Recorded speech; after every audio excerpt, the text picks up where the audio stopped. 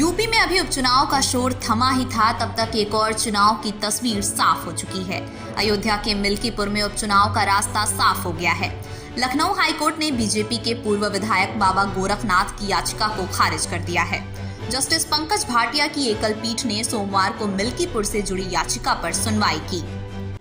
आज हमारे विद्वान अधिवक्ताओं के साथ मैं भी कोर्ट में था और बहुत खुशी की बात है, आज इलेक्शन पिटीशन 2 थी मिल्कीपुर में, एक मेरे द्वारा, एक शिवमूर्ति के द्वारा।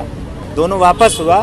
जो लगातार समाजवादी के लोग गुमराह कर रहे थे, उनके बड़े गुमराह कर रहे, नेता गुमराह कर रहे थे, हमने कोई वकील नहीं खड़ा किया, सब झूठ है। उनका ड्रामा भी खुलेगा। जो ऑर्डर अगले 24 घंटे में आएगा, उनके तरफ से जो वकील साहब खड़े थे उनका भी नाम छप के आएगा। मैं उनका नाम नहीं लेना चाहता हूँ। बीजेपी विधायक ने 15 अक्टूबर को हाईकोर्ट में याचिका वापस लेने की अर्जी लगाई थी। कोर्ट ने बीजेपी के पूर्व विधायक बाबा गोरखनाथ की याचिका खारिज की। हाईकोर्ट ऑर्डर की कॉपी अब चुनाव आयोग को भेजी जाएगी।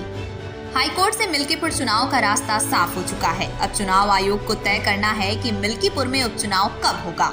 मिल्कीपुर का मामला हाईकोर्ट में क्यों था, वो भी समझ लेते हैं।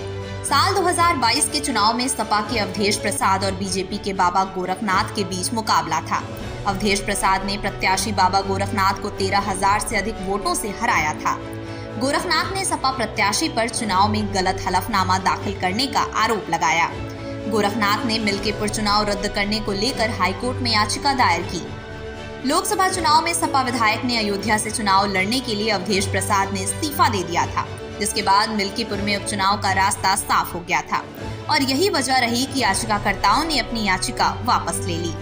मिल्कीपुर की विधानसभा सीट पर चुनाव बीजेपी के लिए प्रतिष्ठा पर दांव है। बीजेपी अयोध्या में मिली हार का बदला इसी सीट से लेना चाहती है। मिल्कीपुर सीट पर विधायक कौन होगा, ये वहां के ओबीसी और सामान्य वोटर तय करते हैं। मिल्कीपुर विधानसभा सीट पर सामान्य वोटर करीब 36% हैं, वहीं ओबीसी वोटर करीब 34% हैं। मुस्लिम वोटरों की बात करें तो वो करीब 9% हैं, वहीं ओबीसी एससी वोटर 20% हैं।